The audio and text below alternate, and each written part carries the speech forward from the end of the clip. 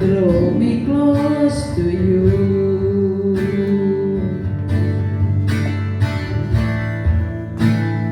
Never let me go. Ayo lihat tulisannya, fokus kepada Tuhan. I lay it all down again to hear you say that I'm your friend. You are my desire. Katakan dari hatimu. No one else will do.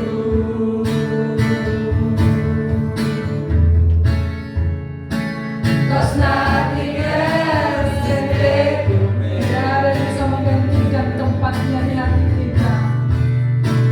To feel the warmth of your embrace. Amen. Help me find a way. Bring me back to you. Draw me close to you. Draw me close to you.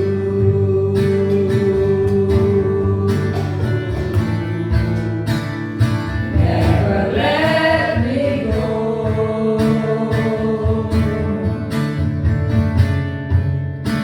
I lay it all down again to hear you say that I'm your friend. You are my desire. Hanya Dia gairah kita, hanya Dia gairah kita, hanya kepadanya kita bergairah. No one else will do. Gak ada lagi yang lain, gak ada lagi yang lain. Cause nothing else can take. Gak ada lagi yang lain menggantikan Dia di hati kita. To feel the warmth of your embrace. Katakan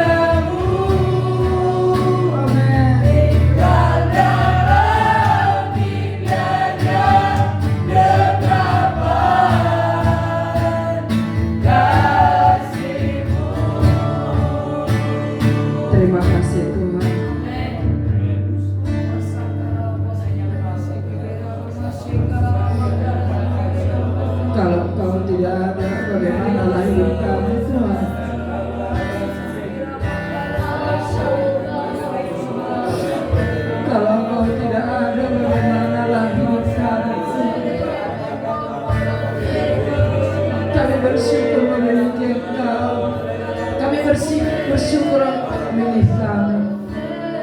Terima kasih Bapa buat segala kasih setiamu yang besar. Kami percaya hadirat-Mu ada di tempat ini. Hadirat-Mu ada di tempat ini. Kasih karunia-Mu menjumpai kami, Tuhan. Berikan kami pengertian. Karena kami tahu pengertian hanya datang dari Roh-Mu. Kami mengusahakan sendiri tidak bisa, Tuhan. Pengertian hanya dari Roh.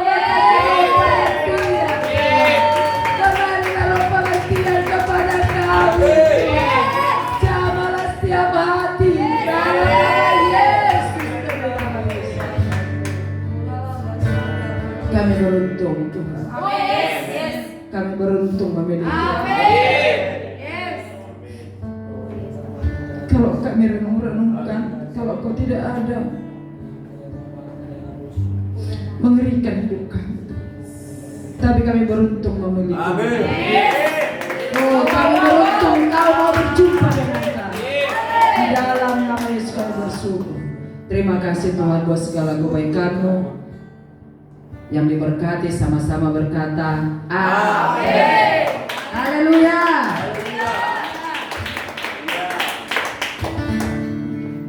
Haleluya. Ya, kita akan belajar KSJA. Mari dibuka hatinya ya lebar-lebar. Ayo buka dulu lebar-lebar. Buka dulu hatinya. Ayo buka. Kapasitasnya besar.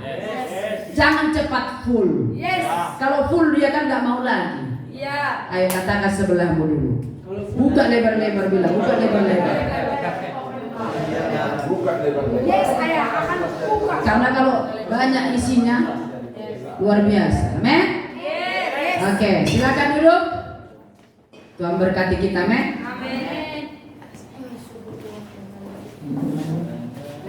Bunda harus cepat, ya. Bunda harus cepat. Jadi ambil catatanmu, fokus Bunda, fokus ke suaraku, fokus semua, oke? Karena ini ada perbulangan, tapi tetap baru. Amin.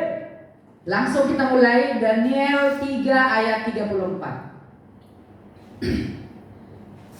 Harus cepat ya. Ya, yang bisa cepat, yang bikin Alkitabnya cepat, bisa nggak? Bisa nggak? Ini udah mau cepat ini. Harus cepat ya. Daniel 2 ayat 34.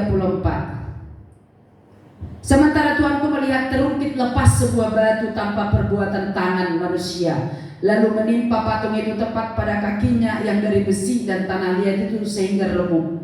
Ini kalau Bunda mendengarkan ini sangat bersemangat karena ini rema sama Bunda, wahyu ya.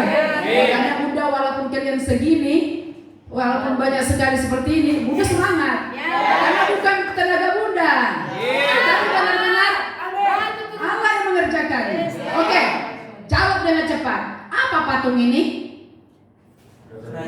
Ya, kerajaan manusia. Ayat 35. Maka dengan sekaligus diremukkannya lah juga besi, tanah liat, tembaga, perak dan emas itu, dan semuanya menjadi seperti sekam di tempat pengirikan pada musim panas. Lalu angin mengembuskannya sehingga tidak ada bekas-bekas yang ditemukan, tetapi batu yang menimpa itu menjadi gunung besar yang memenuhi seluruh bumi. Semua mulutnya harus membaca ya. Jangan sempat kemana-mana. Dari 2 ayat ini kita melihat di situ bahwa batu yang menghancurkan patung itu adalah dari 2 ayat ini di situ batu itu yang menghancurkan patung Kristus. Berarti itu kan kerajaan manusia ya. Oke. Nah di situ harus kita pahami ya, ayat 44 langsung. Tetapi pada zaman raja-raja Allah semesta langit akan mendirikan suatu kerajaan yang tidak akan binasa sampai selama-lamanya, dan kekuasaan tidak akan berani lagi kepada bangsa lain. Ya, perhatikan itu. Kerajaan itu akan meremukkan, kan? Tadi yang meremukkan itu batu. Ini cocok kali sama kita, nak. Berarti batu itulah kerajaan yang dibangun Tuhan. Itulah thy kingdom. Jadi lanjut ya, segala kerajaan. Karena patung itu kerajaan manusia, banyak kerajaan manusia dan menghabisinya. Tetapi kerajaan itu sendiri akan tetap untuk selama-lamanya. Jadi kerajaan Tuhan ini di ayat ini dikatakan akan meremukkan manusia itu. Nah, ini yang harus kita ingat kembali, biar disegarkan kembali ya mengenai Thy Kingdom. Kerajaan Tuhan itu adalah orang-orang yang dibangun oleh Tuhan. Siapa orangnya? Nah, itu dia. Jadi apa kata Yesus? Aku akan membangun gerejaku di atas dasar ini. Alam maut tidak menguasainya. Karena kerajaan Tuhan itu adalah terdiri dari batu-batu. Batu hidup. Dibangun di atas dasar batu juga. Batu hidup juga. Itulah kerajaan Tuhan. Dan kalian tahu kan dasarnya itu batu hidup. Itu Yesus. Kita dibangun di atasnya. Kita juga batu. Kita juga hidup. Coba lihat 1 Petrus 2 ya, biar segar dulu ingatan kita. 1 Petrus 2 ayat 4. Dapat? 1, 2, 3 ya. Dan datanglah kepadanya batu yang hidup itu. Siapa itu? Yesus. Yang memang dibuang oleh manusia, tetapi yang dipilih dan dihormat di hadirat Allah. Ayat 5. Dan biarlah kamu juga dipergunakan sebagai batu hidup. Nah, jadi udah jelas kan? Yesus batu hidup. Kau juga batu hidup. Apa bedanya Yesus dengan kau? Sama-sama batu hidup, tapi bedanya apa? Apa tadi bedanya? Yesus dasarnya, kau dibangun di atasnya. Nempel. Nah, tapi kita datang dari jenis yang sama kan? Sama-sama batu. Untuk pembangunan suatu rumah rohani bagi suatu imamat kudus, untuk mempersatukan persembahan rohani yang karena Yesus Kristus berkenan kepada Allah. Lompat ayat 9. Tetapi kamulah bangsa yang terpilih, imamat yang rajani, bangsa yang kudus, umat kepunyaan Allah sendiri, supaya kamu memberitakan perbuatan-perbuatan besar dari Dia yang telah memanggil kamu keluar dari kegelapan pada terangnya yang ajaib. Apa yang kita lihat di ayat 9 ini? Ada kata imamat yang rajani. Imam tapi juga raja. Mereka memerintah. Jangan kita diperbudak. Kita bisa memerintah. Bunda juga bisa. Jadi Yesus membangun kita dalam dimensi kerajaan, dimensi pemerintah. Di atas batu karang ini aku akan membangun gerejaku, atau aku membangun kerajaanku artinya. Berarti membangun gerejaku berarti apa? Membangun kerajaanku. Ayo pahamlah. Berarti kapan kita memerintah? Sekarang. Itulah yang menghancurkan patung itu. Jadi kita sebenarnya sedang dinubuatkan Daniel bahwa kita adalah kerajaan Tuhan. Iya. Disebut di situ tadi apa? Imamat yang rajani. Kalau imam apa? Imam kan wakil, perantara. Tapi raja juga. Kan luar biasa itu. Dan lihat, imamat yang rajani itu harus kudus. Itu dia. Tahu nggak kau? Kalau kau kudus, kau benar-benar jadi imam dan raja. Apapun yang kau katakan gampang kali jadi. Jadi masalahnya di mana? Kudusnya kita ini harus benar-benar dinaikkan. Kalau kita baca kembali ayat 5, dan biarlah kamu juga dipergunakan sebagai batu hidup untuk membangun suatu rumah rohani bagi suatu imamat kudus. Jadi imamat yang rajani itu imamat yang kudus. Mana mungkin kita jadi imam, mewakili keluarga kita, mewakili bangsa kita, tapi kita tidak kudus. Gak bisa, gak laku. Siapa di sini mau bela keluarga? Saya. Imamat kudus lah. Imam yang kudus lah. Jadi hanya engkau Yorolayon. Hanya itu aja lagu. Bunda-bunda sekarang hanya itu aja. Amin. Jadi kalau kau jadi imamat kudus, imamat yang rajani, berarti itulah yang dibangun Yesus itu. Itulah kerajaannya itu. Dan hanya itu yang bisa menghancurkan kerajaan manusia tadi.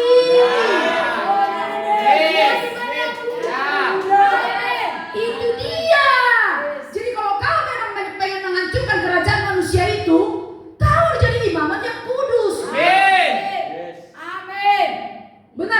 bisa kita, men.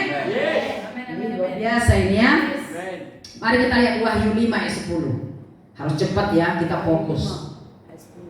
Wahyu 5 ayat 10. Hanya menguatkan Bunda ini. Udah tahunya kau ini ya. 1, 2, 3 ya. Dan engkau telah membuat mereka menjadi suatu kerajaan. Wow. Jadi gereja harus naik levelnya ke kerajaan. Namanya kerajaan Tuhan. Itulah gereja itulah. Gereja yang seperti itulah yang disebut imamat yang rajani. Itulah yang disebut imamat kudus. Dan menjadi imam-imam bagianlah kita. Jadi imam dan raja kan. Dan mereka akan lanjut memerintah raja Di bumi ini. bukan di sorga. Di mana? Di bumi. Bilang sama saudara, janganlah menuduh kita. Ya, ayo harus bijaklah kita.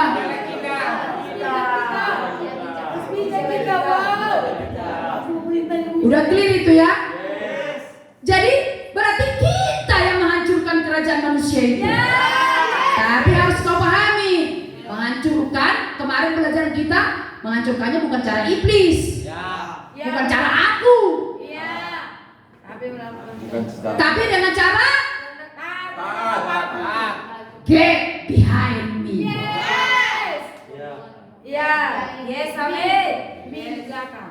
Karena setan itu memakai aku juga. Selama aku masih kita pakai, kita tidak akan bisa mengalahkan kerajaan manusia. Contohnya siapa? Yusuf. Yusuf itu berhasil dalam apapun yang dia kerjakan. Tapi dia tidak pernah ke istana Firaun. Artinya apa? Berhasil dia ini, berhasil dia ini. Udah jago dia ini, jago. Tapi artinya apa? Kenapa dia nggak promosi-promosi? Kenapa dia nggak naik ke istana Firaun? Kenapa? Karena masih aku. Dia pakai aku. Aku hebat kok, aku bisa kok. Itu yang dipakai Yusuf. Makanya dia nggak naik-naik. Ketika Yusuf dengan talenta seperti itu mengartikan mimpi, luar biasa kan? Dengan talenta seperti itu, dia bukannya naik ke atas, dia justru turun ke bawah. Justru dia masuk penjara. Kenapa itu? Justru dia disingkirkan. Karena kalau aku ini tidak disingkirkan, ayo jawab. Jawab Mian. Kalau aku ini tidak disingkirkan apa Mian? Dia tidak bisa promosi. Dia tidak bisa naik ke istana. Sekalipun kau bertalenta hebat.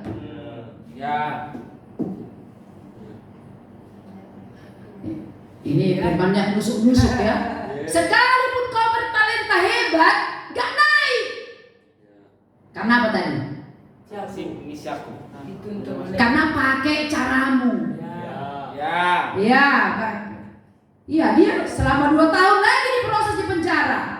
Sampai apa? Sampai akunya disingkirkan. Karena kalau akunya tidak disingkirkan gak bisa. Banyak orang berkarunia, bertalenta. Nah seperti kalian nih lah, hebat-hebatnya kalian. Tapi kalau aku mau masih di depan, kalau aku mau yang memimpinmu, gak akan naik. Gak akan naik kepada kekuasaan. Kekuasaan di atas kan? Gak naik itu. Karena gak bisa dengan cara iblis. Kau harus garis bawahi itu. Bahasa lain dari manusia itu adalah ego. Manusia itu adalah aku. Makanya aku dengan iblis sama kan? Nama-nama itu seorang manusia yang ego. Tahu nggak di luar, nggak di gereja, selalu ada orang ini. Ingat binatang itu? Iya, ada yang keluar dari laut, ada yang keluar dari kumpulan manusia. Tapi binatang itu ada juga keluar dari bumi. Yang dari gereja maksudnya. Jadi di mana-mana ada ini, tapi di sini nggak ada ini. Ya, oh amin. Bilang get behind me. Kalau udah mulai muncul siapunya, belakang kau. Di belakang kau, jangan kau di depanku. Ku gigit kau nanti. Get behind. Ya. Itu muslihat iblis. Selama kita pakai aku, nggak akan naik. Yes. Orang yang meninggikan diri selalu itu awal kejatuhan. Jadi kalau kita pakai aku, ego meninggikan diri, nggak peduli kau hebat di rapi, hebat kali pun kau, pintar kali pun kau, tidak akan naik ke istana. Tidak akan. Paham? Lihat Yusuf itu hebat dia kan? Tapi harus hancurkan lagi.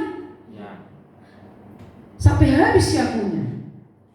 Jadi apa tadi katanya? Tidak pakai cara iblis, tidak cara pakai aku. Tidak, bilang sama sebelah, tidak pakai cara iblis, tidak pakai cara aku. Gak ada promosi. Tapi Bunda, kok ini selalu ada di hatiku ya Bunda?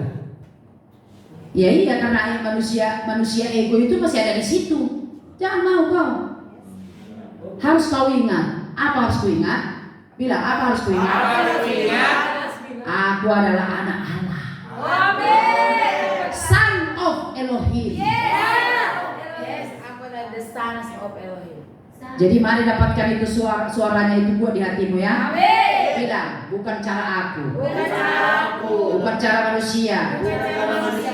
Bukan juga dengan senjata. Bukan dengan cara iblis. Iya kan? Tapi dengan cara apa? Dengan cara apa? Masih kan pelajarannya? Dengan cara apa? Bukan cara iblis, bukan cara aku, bukan pakai senjata, iya kan? Tidak pakai kekerasan. Ternyata dengan cara apa untuk naik? Karena Bapakku. Melakukan kehendak Bapaknya. Itulah yang disebut salib. Ya. Bilang gini, ternyata salibnya caranya. Ini harus bolang matanya ini ya. Congkel dia, congkel. Karena ini penting kali untuk naik. Cara naik ini ya. Dengar, ya. Salib itu adalah ketaatan. Tapi hati-hati, bisa memikul salib, tapi untuk cita-citamu. Itu bukan salib yang dimaksud. Banyak loh orang menyangkal daging, mendisiplin diri, mengatakan tidak terhadap banyak hal yang kau sukai, tapi untuk cita-citamu, itu bukan salib. Sekalipun kau menyangkal daging. Kita belajar juga dari misalnya agama-agama yang lain kan, betapa kuat mereka menyangkal daging. Kadang-kadang orang Kristen aja kalah, tapi itu bukan salib. Orang bisa seperti itu, tapi untuk ambisinya. Itu bukan salib. Pokoknya salib adalah melakukan kehendak Dia yang mengutus aku.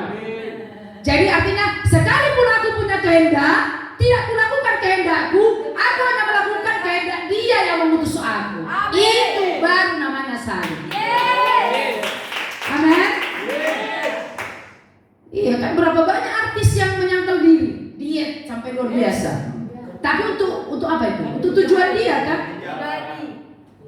Untuk tujuan pribadinya. Demi tenar dia kan, terkenal. Berapa banyak orang bekerja keras dan disiplin begitu hebat, tapi tujuannya supaya dia lebih kaya dari orang lain, supaya lebih hebat dari orang lain. Itu bukan salib. Surga tetap tidak terbuka. Makanya perlu kau garis bawahi. Kenapa aku sudah melakukan banyak hal yang rohani-rohani, tapi surga belum terbuka ya? 1, 2, 3 ya. Kenapa aku sudah banyak melakukan hal yang rohani-rohani, tapi kok surga tidak terbuka ya? Jangan-jangan yang kau lakukan adalah kehendakmu. Itu kehendakku, Mas. Siapa aja bisa kan? Siapa saja orang bisa berkorban untuk dirinya. Tapi untuk Bapaknya belum tentu. Siapa mau berkorban untuk Bapaknya? Dan itu adalah salib. Dan begitulah ternyata cara kita menghancurkan kerajaan manusia.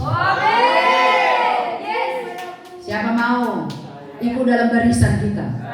Ayo anakku. Bilang. memang gak enak kan. Tapi akan ku coba Tuhan. Akan ku coba Tuhan. Dan aku harus menang. Lukas 22 ayat 42. Lukas 22 ayat 42. Udah? Ya Bapakku, jikalau engkau mau, ambillah cawan ini daripada aku, tapi bukanlah kehendakku. Berarti apa? Gak kehendak dia yang dia kerjakan, tapi kehendak Bapaknya. Itulah salib. Dengar anakku, bisa ke bunda matanya? Ya. Kalau ayah suruh kau kerja, melakukan sesuatu dengan cara meninggalkan kesukaanmu yang lama, pekerjaanmu yang lama, dan kau mau, itu adalah salib. Amin. Yes. Itu salib. Ya. Makanya Bunda kemarin bilang, kalau lu sampai seperti itu, bisa-bisa nggak ada lagi yang mengikuti ayah Bunda.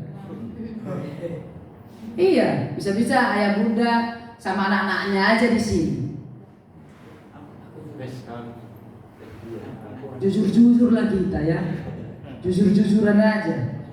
Contoh ketika Yesus berkata, ikutlah aku, maka kamu akan kujadikan penjala manusia. Mereka kan meninggalkan segala sesuatu. Semua ditinggalkan. Jalannya, istrinya, anaknya, ditinggalkan semua. Coba kalau ayah bilang kayak gitu sama kita di sini, pasti yang tinggal hanya tinggal ayah Bunda. Kristiani. Oh amin. Wow. Karena kenapa? Itu diukur dari tingkat kepercayaanmu. Amin. Amin. Amin. Makanya naikkan kepercayaan. Amin. Bukan hanya kalian loh. Ayah Bunda pun harus meningkatkan kepercayaan kami loh. Ya. Amin. Petrus tahu dia Tuhan. Jadi tingkat kepercayaanmu kepada ayah Bunda harus naik. Amin. Tingkat kemampuan ilahi dari orang yang kau ikuti Amin. harus, kalau semakin ilahi dia kau lihat, kau semakin percaya kan? Amin. Ayo fokus ke sini lah. Yes. Kalau semakin ilahi kau lihat ayah Bunda, kau semakin percaya kan? Itu yang terjadi dengan Petrus. Setelah dia tahu bahwa yang menyuruh dia mencari ikan itu adalah Tuhan, maka dia mau mengikuti dan meninggalkan semuanya. Jadi kenapa dia mau meninggalkan semuanya? Karena udah naik kepercayaan dia kepada Yesus. Tapi kita kembali seperti ini, bahwa salib sesungguhnya itu bukan menyangkal daging, bukan, tapi melakukan kehendak Bapa. Yes. Amin. Di mana kehendakmu itu nggak kau lakukan, itu baru namanya salib. Yes. Amin. Ya. Bisa? Karena itu tahu kok, ibaratnya kau mati. Iya benar. Yes. Mati dengan tujuanmu, mati dengan kehendakmu, mati dengan agendamu. Tapi dengarkan saya, itulah gereja yang mau dibangun. Coba, kalau itulah dia memang tujuannya, berapa banyak yang lulus? Makanya tidak banyak yang lulus, hanya orang-orang di PTK ini yang lulus. Amin. Iya. Bilang jangan opposite dengan Tuhan. Ayo katakan salib yang sesungguhnya, melakukan kehendak Bapa dan mengabaikan kehendakku. Ayo bilang bukan kehendakku. Itu yang penting. Itu baru namanya salib. Nah, yang berikut yang mau saya lanjutkan dari sini adalah melakukan kehendak Bapa itu mengandung pekerjaan. Amin. Amin.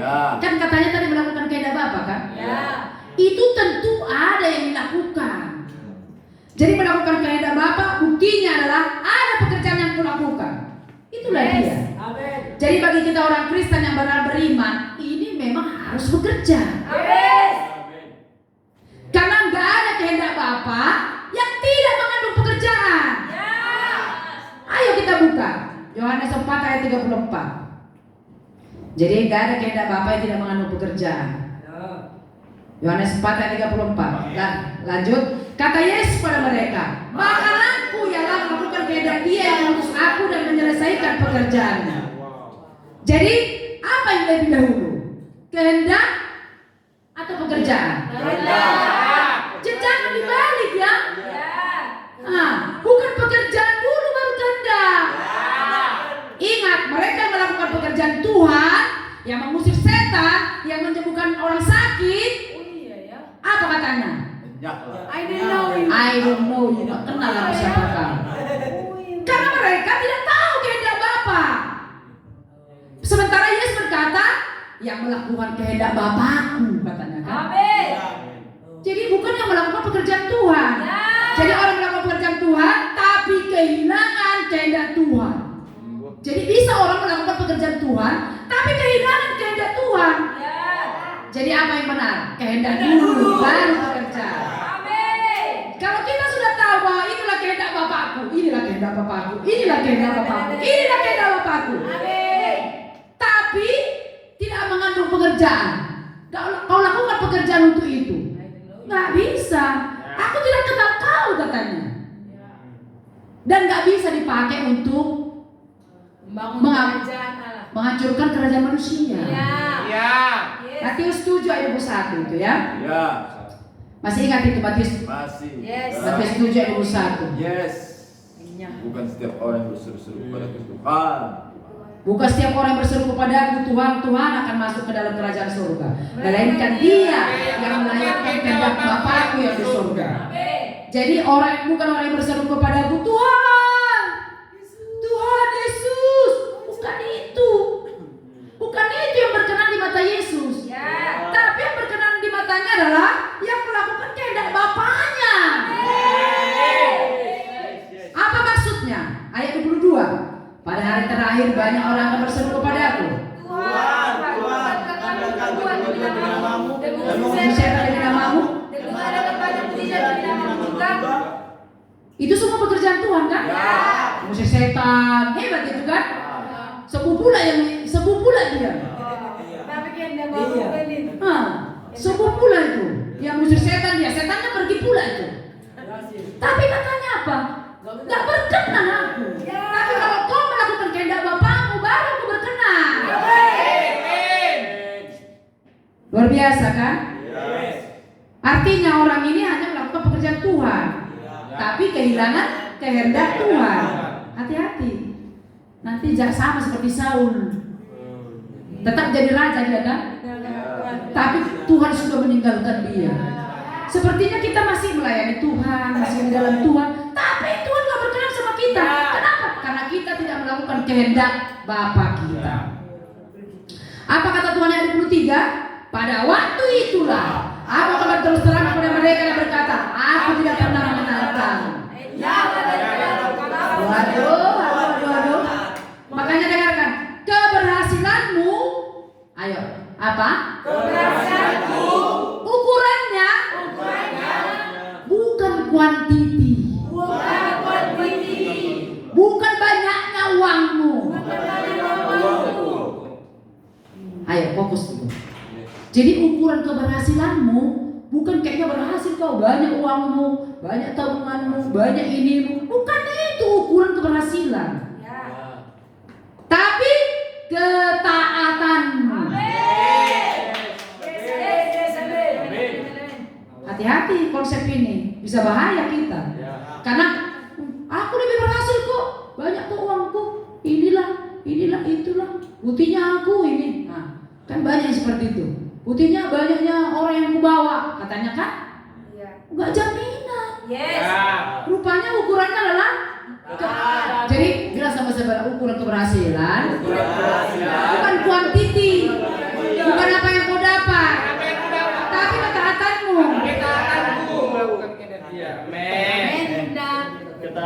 Jangan heran nanti rupanya Tuhan tidak menerimamu. Karena kita terus terang seringkali menekankan pekerjaan Tuhan. Maaf ya, maksudnya gini, gila pelayanan. Suruh ini oke, suruh ini oke. Disuruh ke Papua oke, disuruh ke sana oke, gila pelayanan. Padahal kehendak Bapa bukan itu. Tapi kalau kau ya, nah, misalnya gini kan, gila. Tapi kalau dia disuruh Bapak rohaninya untuk A, untuk B, untuk C, dia nggak mau. Tapi kalau pelayanan kemana-mana, dia mau. Bisa terjebak dulu dengan ayat ini. Orang bisa melakukan pelayanan, tapi kehilangan Tuhan. Melakukan pekerjaan Tuhan, tapi kehilangan kehendak Tuhan.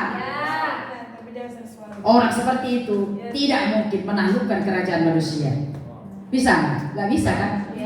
Dan orang seperti itu nggak mungkin promosi. Dan orang seperti itu nggak mungkin membuka surga. Udah terbuka ya pikiran kalian? Coba renungkan ya. Yakub. Siapa? Yakub adalah orang yang sah. Orang yang sah mewarisi semua milik Ishak. Oke? Makanya Esau marah, padahal Esau adalah yang sulung. Oke? Aku yang sulung, kok dia pula dapat warisan? Gak ada cemburu-cemburuan ini. Tergantung dimensi rohnya semua. Nah, penyebabnya apa itu? Karena Yakub itu taat. Walaupun misalnya warisan itu sudah sama dia, tapi bapaknya suruh dia pergi ke padang Arab, mau dia. Tempat itu pun nggak tahu dia kemana daerahnya, nggak ada map. Dia taat aja sama bapaknya. Dan apa yang terjadi? 20 tahun dia dalam perjalanan hanya membawa satu tongkat. Luar biasa nggak itu? Karena juga dia dikejar juga sama si Esau kan? Mari renungkan ini, itu nenek moyang kita loh. Bagaimana iman mereka? Ya, ketaatan mereka pada bapak rohaninya. Mereka itu luar biasa. Itulah keberhasilan Yakub di mananya? Di ketaatannya. Dia pergi, dia taat. Makanya tahu kalian dengar berapa banyak gereja terseleksi. Kalau ukurannya kualitas ini, jangan-jangan dia ada yang masuk. Dan hari ini anakku, orang saudara-saudara kita di Medan lagi event. Tahu pelajarannya seleksi. 4 sesi nanti itu.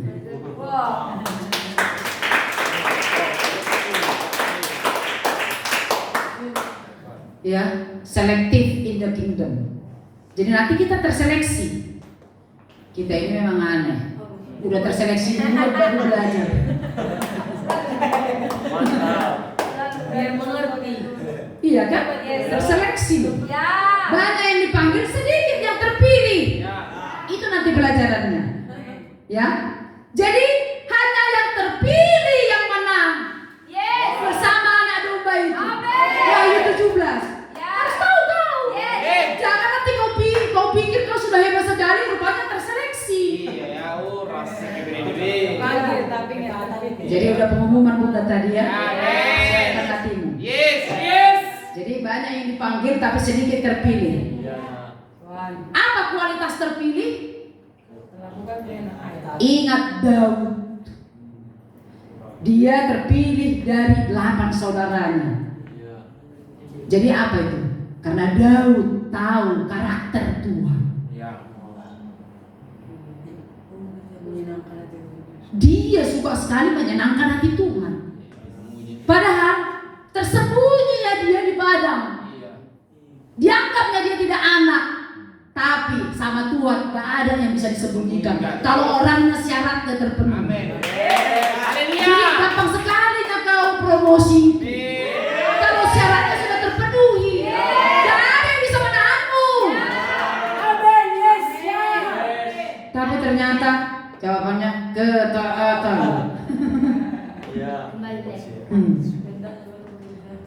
Coba kau pikir, kalau levelnya Yakub ini diseleksi gereja, hanya sedikit mungkin yang terpilih. Tapi hati-hati kau, terpilih nggak kau? Direnungkan itu ya. Hanya itu yang bisa menghancurkan kerajaan manusia itu. Berarti hanya sedikit kan? Aduh. Ayo kita lihat. Yohanes 6 ayat 38. Yohanes 6 ayat 38. Cepat ya, dapat? Sebab aku telah turun dari sorga, bukan untuk melakukan kehendakku, tetapi untuk melakukan kehendak Dia yang telah mengutus aku. Makanya tahu nggak kalian? Yesus sejak lahir sudah salib. Kapan Yesus salib? Setelah dia berumur 33 tahun? Bukan. Itu hanya bagian dari salib Dia. Lahir pun Dia sudah disalib. Lahirnya di kandang domba. Iya kan? Nah, siapa rupanya di sini yang lahir di kandang domba? Ada di sini yang lahir di kandang domba. Nah, berarti kau belum pikir salib. Yesus sudah lahir di kandang domba. Nah, itu dia. Jadi sejak awal Yesus sudah memikul salib. Pertanyaan saya sekali lagi, berapa banyak gereja yang lulus kalau kualitasnya Yakub? Gak banyak, iya kan? Bisa-bisa kau lama merenungnya nanti. Nah, kayak mana kualitasku ya? Ini penting. Makanya dengan bukan kemampuanmu, tapi kemampuan Roh Kudus yang ada di dalammu. Roh Kudus, nah anakku dengarkan. Roh Kudus yang di dalammu itulah yang bisa membuat kau jadi saksi. Jangan merasa kecil. Roh Kudus di dalammu itu yang bisa membuat kau jadi saksi. Ayo semangatlah. Ya, bukan karena kekuatanmu. Jadi marilah kita bergantung pada Roh Kudus. Jadi inilah kualitas kerajaan yang Yesus bangun. Ya, ternyata adalah gerejanya. Ternyata adalah aku. Maksudnya bukan aku, tapi saya. Oke? Jadi kualitas gereja yang dibangun Yesus itu siapa? Gereja. Dan salib adalah cara untuk menanggung kerajaan-kerajaan manusia itu. Makanya nggak banyak yang bisa. Apakah kita ikut?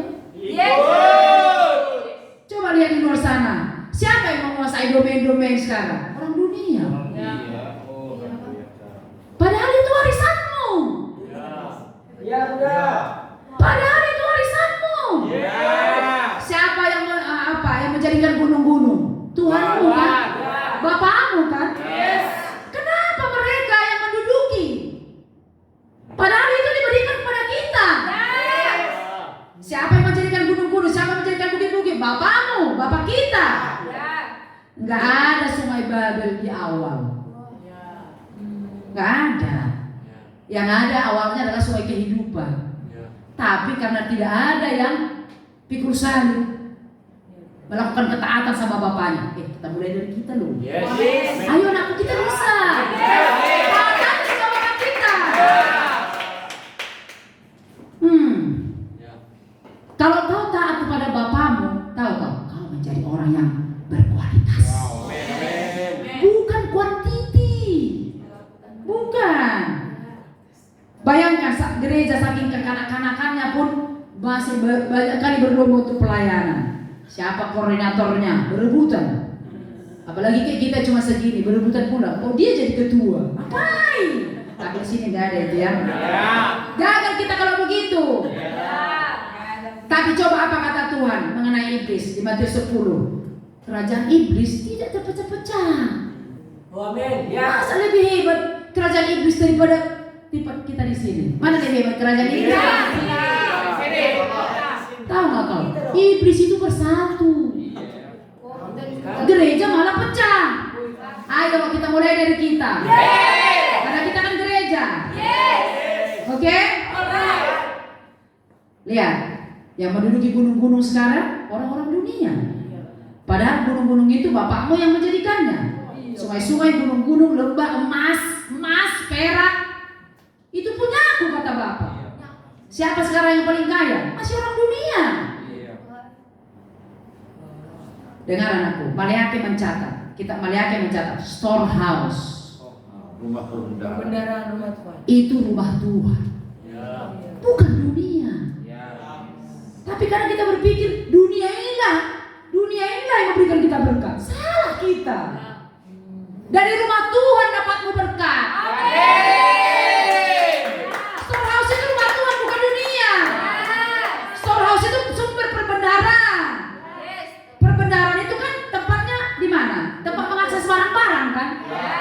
di mana kau mengakses barang-barang? Di rumah Tuhan. Jangan kau cari di dunia. Ayo bilang rumah Tuhan lapar berdarah. Ayo kita ganti cara pandang kita. Karena Bapakmu lah yang memiliki gunung-gunung, lembah emas dan perak. Kalau kau menyembah Allahmu, ayo bilang, kalau kau menyembah Allahmu, kau menyembah Bapakmu. Ulangi.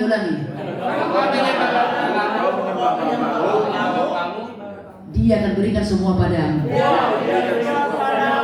Makanya jangan sembah yang lain. Jadi harus kita pahami ya, bahwa orang-orang melakukan kehendak Bapaknya itu adalah orang-orang yang diberi kekuasaan untuk menaklukkan gunung-gunung itu. Jadi gunung-gunung itu adalah warisan kita. Sekarang perempuan Babel yang menduduki 7 gunung itu. Oh, saya udah punya target luar biasa. Jeremy luar biasa ini. Menduduki.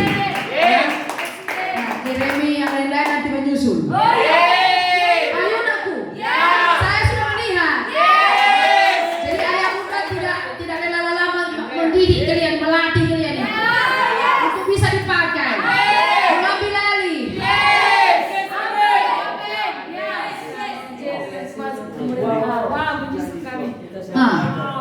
Di luar sana berebutan orang menduduki tempat-tempat itu. Datang orang Kristen berebutan duduk di gereja. Diganti aja tempat duduknya, tersinggung dia. Padahal kursi diperebutkan. Kepahitan pula kalau kursinya diganti. Padahal ayah bunda aja, kalau kami datang ke sana, kami nggak bisa duduk di belakang aja, gitu kami. Enggak lah, janganlah. Ngapain kan? Anak-anakku yang kusayangi dan sangat kucintai, bertobatlah ya. Kursi itu untuk diduduki mendengarkan firman, bukan untuk diperebutkan. Jadi yang harus kau rebut apa? Gunung-gunung di luar sana. Baru jempol. Ya. Jadi Yesus dari bayi sudah putus salib. Ya, makanya dia bisa mengalahkan kerajaan manusia. Jadi katakan, aku bermulai hari ini. Harus putus salib. Harus menghancurkan kerajaan manusia. Jadi berarti kau bisa ya? Jadi saya ulang dulu. Jadi apa tadi yang bisa menghancurkan kerajaan manusia itu? Salib. Apa yang bisa menghancurkan kerajaan manusia itu? Karena dia memutus aku. Ayo. Iya. Yang menghancurkan kerajaan manusia itu kerajaan juga lah. Iya, kerajaan Allah yang bisa menghancurkannya. Ternyata kerajaan Allah itu adalah gereja. Ayolah pintar. Udah bisa, kau usah diulang lagi tuh. Udah bisa? Ayo. Jadi apa yang bisa menghancurkan kerajaan manusia itu? Kerajaan Tuhan. Kerajaan Tuhan itu adalah gerejanya. Gerejanya itu adalah Saya yang mana? Yang taat sama Bapaknya.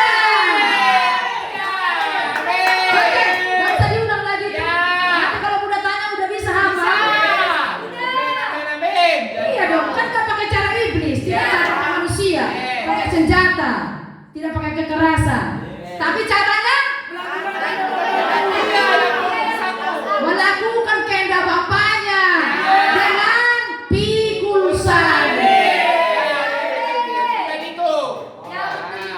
Makanya harus kau ingat itu ya. Jadi kita yang di KSJA ini nggak bekerja. Kalau udah bilang gini, berarti kita semua yang di KSJA ini nggak boleh tidak bekerja. Artinya apa? Gak boleh gak taat pada Iya, nggak boleh nggak taat. Karena kalau nggak taat kau nggak ada promosi. Nah itu nggak usah diulang ya. Oke. Tentang bekerja kita sudah belajar itu. Udah tahu kok nanti Sebutkan arti bekerja, itu PR ya. Ayo, nanti dikumpul, bukan hari ini. 3 hari lagi dikumpul. Kerja. Yes. Apa arti bekerja? Nanti dikumpul, oke? Bunda ini, kan Bunda lagi mengajar, bukan lagi berkhotbah. Jadi udah ada PR-nya? Apa arti bekerja? Nanti banyak artinya, ya. Kenapa Bunda tanya itu? Apa arti bekerja? Karena ternyata bekerja itu ada hubungannya dengan perintah ayah. Itu dia harus kau tahu. Yes. Ada berapa kata wajib? Kemarin? Kata wajib ada berapa? 8. Aduh. Jangan bikin PR lagi. Berapa kata wajib? Berapa kata wajib? Ada 8. Itu berkaitan dengan melakukan kaidah Bapak tadi. Wajib berbuah, wajib bekerja, wajib menerima pengertian, wajib menerima penyataan roh, wajib membangun manusia roh, wajib tahu minanya, wajib tahu domainnya, wajib memberi.